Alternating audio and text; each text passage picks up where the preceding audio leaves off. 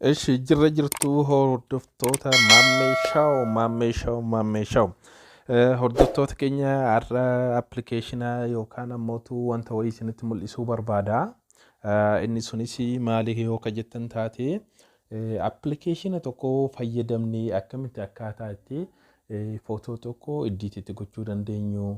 Footoo tokko irratti yookaan ammootu sirba tokko irratti reakshinii garagaraa ittiin hojjechuu dandeenyu. Sirba baqa guutumatti ka haala viidiyoo tokko yookaan ammoo haala footoo tokko ittiin edit gochuu dandeenyudha kan isinitti mul'isu. Inni sunis maalidha? Fakkeenyaaf jalqabaa wanni nu barbaachisu appilikeeshiniidha. Appilikeeshiniin sun maal jedhama? KiiMaster jedhamee jira. Isa asitti mul'atu kana KiiMaster jedhamee jira. Dursa wanni isin gochuu qabdanii appilikeeshinii kana buufachuu qabdanii jechuudha. Isa keessaa buustanii Play Store keessa seentuun Play Store keessa seentanii achirraati daawunlood gootu jechuudha. Fakkeenyaaf dursa Play Store irratti okay jettuuni san booddee ni barreessitu jechuudha. Fakkeenyaaf KiiMaster jettanii achirratti barreessitu. Kinooti KiiMaster kun dhufee jira. Duraa waan sarchi godhee fi isinillee isinii dhufa. Okay jettuuni gaafa okeettanii kinoo akkanatti isinii fidaa garuu kiyyee duraan bu'ee waan jiruufi update jedha malee asitti akka seera silaa cancel ka jiru as jira install ka jiru as jira isin ammootu maal gootu install gootanii jechuudha. San booddee install erga jettaniin booddee kallattiidhaan eessarra isinii dhufa fuula wanni silkii keessan irra isinii dhufuu danda'a jechuudha. Kinooti akkanatti install isinii ta'a jechuudha. Yeroo inni kallattiidhaan silkii keessan irratti install ta'e booddee akkam akka gochuu dandeessanidha amma hojiin guddaani. San booda erginni akkanatti isinii dhufe asirratti okay jettuuni jechuudha. Hanga inni isinii dhufu hundi eegdu. Kinooti isinii dhufa akkanatti dhufa jechuudha. Erginni dhufeen booddee akkam akka gochuu dandeessu. Kinooti kanneen wantoota barreeffamaas keessa jiran keessaa kan filattu create new ka jedhu kana filattu jechuudha. Maal gochuudhaaf kallattiidhaan achirra gallee footoo yookaan viidiyoo garagaraa yookaan ammoo reakshinii garagaraa wanta barbaadan achirraati edit gochuu dandeessu jechuudha. Fakkeenyaaf asirratti okay jedhaanii mallattoo pilaasii fakkaatu tana yookaan eda'uu fakkaatu tana irratti create new jetti okay jennaani jechuudha. Gaafa okay jennuuni maal nuu fidee dhufa isa kana nuu fida jechuudha. Fakkeenyaaf saayizoota asirra jiran kana nuu fida. Amma fakkeenyaaf saayizii 16 9 kan jiru kun maalidha nu fayyada. Inni kan nu fayyadu fakkeenyaaf YouTuber. Fakkeenyaaf warroonni YouTuber hojjechuu barbaadu isa kana fayyadama. Warri TikTok hojjechuu barbaadu faallaa kana 916 warri Instagram irratti wanta tokko post gochuu barbaadu isa kana. Nuti garuu editing keenya maalidha isa 16 sagalii kana YouTuberii warri fayyadamu isa irratti okay jettuuni jechuudha. Yoo barbaadan yoo TikTok ta'e isa kana nuti amma ka barbaannu isa kana jechuudha. Isirratti okay jennaani san booda isii tana kinoo asitii kana next jettee jirti yookiin ammoo gartaan tariidha next tuitu.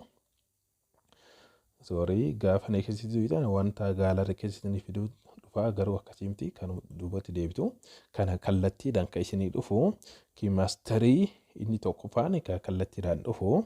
Gaafa next jettaniin isa kana jechuudha. Gaafa inni kuni dhufe amma maal gochuu barbaanna iddoo gurraatti jirtu kana irratti asitti warri amma kiyyarra hin jiru KiiMaster jedhee jira yookaan inni sasaanii asirratti bayaa keessan suni yookaan ammootu watermark jedhamee jira. Haala isa isaan itti ofirraa itti kaastan ammootu sagantaa itti aanu irratti isinitti mul'isuu danda'a. Kiyyarraa amma ka'ee aanu kaasee jira. Kallattiidhaan dhufee jira jechuudha. Kanaafuu amma fakkeenyaaf viidiyoo garagaraa fuunee asirra goonee edit gochuudha haala isaa itti hojjechuu dandeenyu isinitti mul'isaa jechuudha. Erginni akkanatti isiniin dhufeen booda maal gochuu qabdanii isii kana jechuudha. Fakkeenyaaf miidiyaa jecha jettu tana miidiyaa kanarratti okay jettuuni jechuudha. Maal gochuudhaafi wanta gaalaarii keenya keessa jiru viidiyoo yookaan ammoo footoo barbaanne gara fiduudhaafi jechuudha. Fakkeenyaaf amma jecha asirratti miidiyaa isii jettu kanarratti okay jedhaan jechuudha. Gaafa miidiyaa kana tuuxanii maal isinii fidaa? Wantoota gaalaarii keessan keessa jiru guutumatti ka barbaadan isinii fidaa jechuudha. San booddee fakkeenyaaf wanta achi keessa jiru fakkeenyaaf ka daawunlood ta'e isaa jiraatu ka barbaadanii viidiyoodhaan achirra fiduu dandeessu jechuudha. Fakkeenyaaf ka daawunlood ta'e wayii fakkeenyaaf anaa fiduu maaltu jira kamaa fidu fakkeenyaaf mee fakkeenyaaf viidiyoo kanaa fidu okay irra teettuuni kino viidiyoo achi fudhee eessa galee bakka gurraachi sanirra galee jira jechuudha. Viidiyoo kana fakkeenyaaf namoonni viidiyoo kanas yaadatan yoo jiraate intervii warri EBS ka daa'ima wayii intervii godheedha. Intervichi ammoo intervii addaatii baay'ee tokko namatti tola. Amma maal gochuu dandeenya fakkeenyaaf wanni kun viidiyoodhaan jira. Jalqabanii taphachiisnee ilaallamee maal akka ta'e asumaanuu dhageeffadhaa. Isinii banaa. Amma fakkeenya viidiyoo banuudhaaf dursa asitee kana ishee mallattoo tanarratti okay jennaan jechuudha. Dhageeffachuu dandeessu.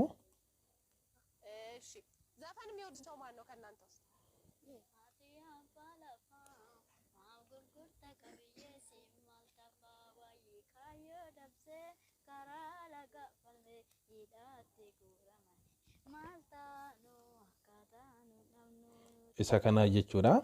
Fakkeenyaaf achumaanuu sirba kanas yoo dhageeffachuu barbaadan YouTube kan koo jala galtanii ilaaluu dandeessu.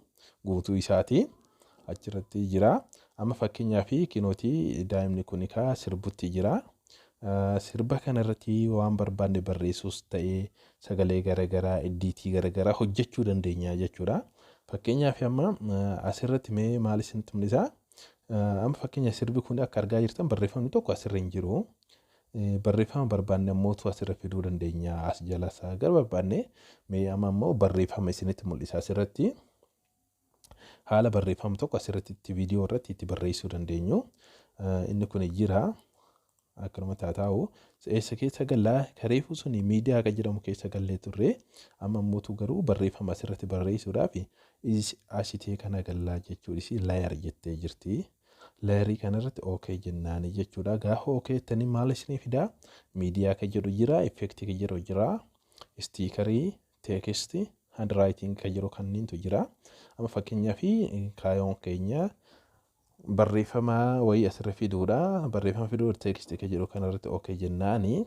Gaafa teekistii jennuun akkanatti nuu fidaa jechuudha. Inni isa kanarratti barreeffama fakkeenyaaf sirba akka jedhu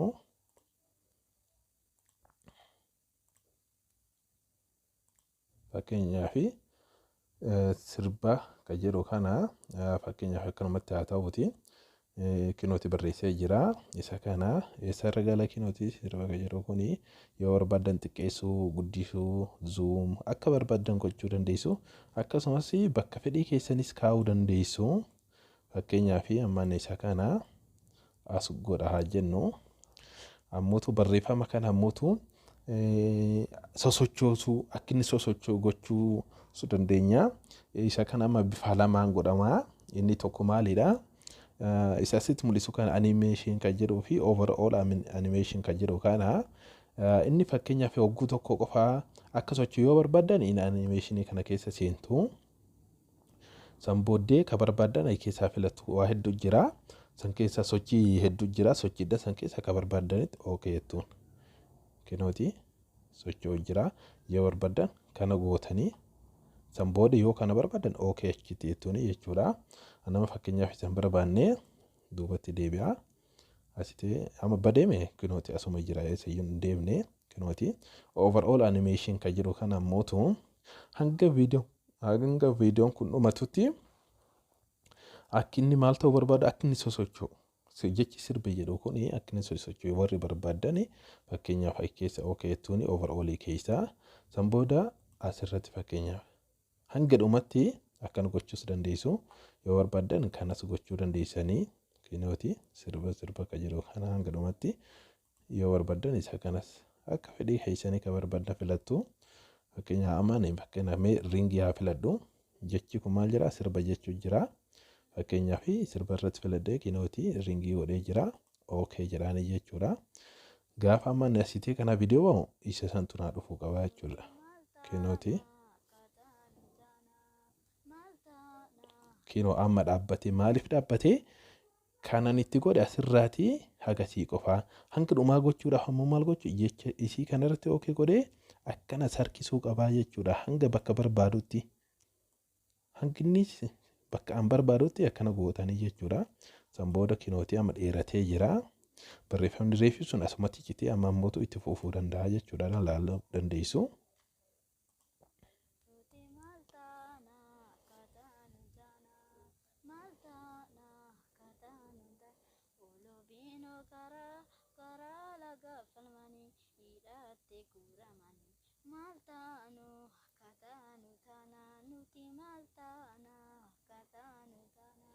By the way, daa'imnillee baay'ee tokko daa'immanii dhaloonni ammaa kuni adda kinooti kaa maal taana jechuu jira.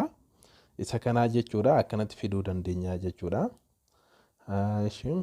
Kinoo waan barbaadan asirratti barreessuu dandeessu. Fakkeenyaaf ammas additionally waan ani isinitti mul'isu maalidha? Fakkeenyaaf sirba kana irraa muruu fakkeenya gara barbaadnetti muruu dandeenya. Waan itti dabalus dandeenya. Fakkeenyaaf amma sirba kana gara bitaa jira gara mirgaa jira sararri diimaan jidduu jira bitaa fi mirga jedhamee jira. Isa kana amma fakkeenyaaf gara bitaa kana jiru kana muruu yoo ka barbaadnu taate akkam goona asirratti jalqaba okay jettuuni san booda mallattoo maqasii fakkaatu kun ni dhufa okay irratti jettuuni jechuudha. San booda gara bitaa yoo ka barbaadan taate kinooti turn to left or right head ka jedhu kan ni jira. Isa sana irratti okay yoo jettaniin gara bitaatti muramaa jechuudha. Gara mirgaa yoo barbaadan kinoo turn to right to play head ka jedhamu kun ni jira. Split to play head ammoo jidduu isaa irratti haalitti muramutu jira. Isaas yeroo biraa isinitti mul'isuu danda'a. Anama muruun barbaanne kanaafuu akkasitti murachuu dandeessu jechuudha. Sirbas karaa barbaadanitti wanta barbaadan muruu dandeessanii jechuudha. Itti aansee ammootu fakkeenyaaf footoo wayii yoo barbaadan asirratti fiduu dandeessu akka barbaadan tan yeroo itti aanutti reaction irratti isinitti mul'isuu danda'a. Haalitti reaction gochuu dandeenyu. Ammaa fi isa kana itti aanee ammootu maal isinitti mul'isa ammas fakkeenyaaf daa'imni kun sirbu jira sagalee isaa isinitti dhageessise ammas dhageeffadhaa yogguu tokko. Isheen fakkeenya sagalee dhageessanii jirtanii amma fakkeenyaaf sagalee daa'imman kanneen yookaan ammootu kaa hojjetti interview gootu kana dhaabneetiin sagalee biraa haalitti asitee kana gochuu dandeenyu. Haalitti asitee kan itti gochuu dandeenyu isinitti mul'isuu danda'a jechuudha. Amma fakkeenyaaf jalqaba sagalee kana sagalee biraa asitti dha'uudhaaf sagaleen kun dhaabbachuu qaba. Dursa sagalee kana dhaabuudhaaf asirratti okay jennaani. Gaafa okay jennu san booddee mallattoodhaan kan keessaatii kaamiidha isii kana kinooti ta sagaleeti jechuudha. Okay irratti jettuuni san booda amma sagalee kana dhaabnee ka biraa fiduudha kaayoon keenya. Maal gochuu qabna isa kana kinooti isii asitee kana jirtu asumara gaddeemnee ka 100% jiru kana 0 goonaa jechuudha. 0 erga goone asitee kana mallattoo right jettu tanatu hinaa jechuudha. Amma fakkeenyaaf reef sirbaa turanii amma dhageeffachuu dandeessu hin jiru jechuudha. Dhageeffadhaa. Kinoo akka argaa jirtanii gochi yookaan akshinii isaan godhan malee hin jiru jechuudha. Kinooti amma dhaabnee ka biraa finnaa jechuudha. Sagalee biraa asitee kana fiduu dandeenya jechuudha. Egaa hogguu tokko isa kana amma fakkeenyaaf sagalee biraa akkamitti asitti akka dha'uu dandeenyu jechuudha. Sagalee biraa finnee asitti dha'uudhaaf eessa keessa seenaa isii audio jettu tana keessa audioon kophaa jira jechuudha.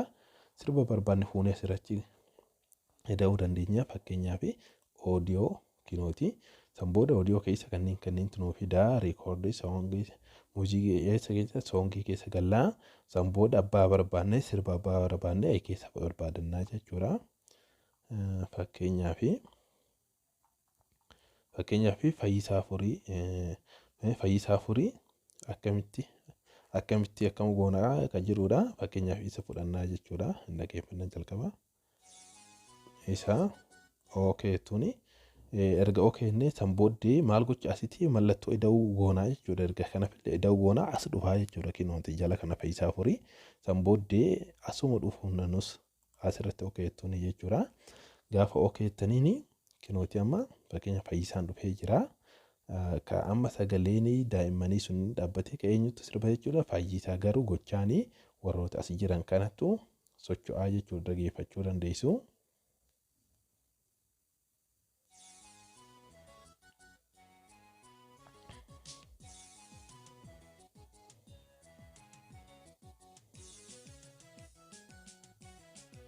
Isa kana jechuudha. Amma fakkeenyaaf isa kana irratti fakkeenyaaf amma sirba fayyisaa kun asirraa ka'eeti hagasitti gitaara baay'atee jira. Namoota kallattiidhaan amma sagalee isatti seenuu barbaada yoo ta'e gitaara kana muruudha kaayoon kiyya. Jalqaba eessatti akka muru ni dhageeffadhaa jechuudha.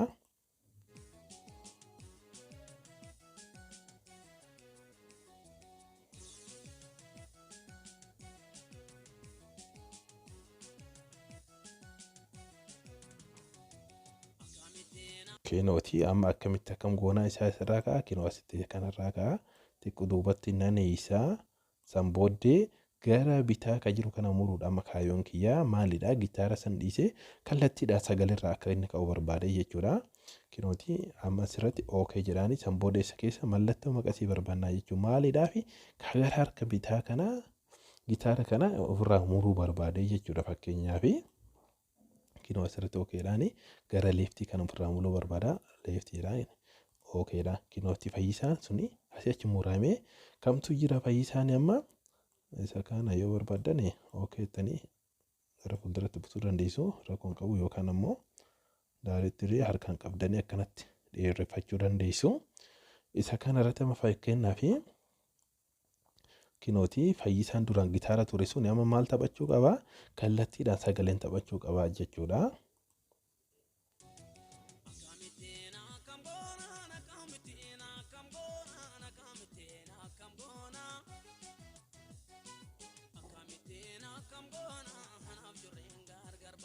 Kinooti sirba fayyisaati.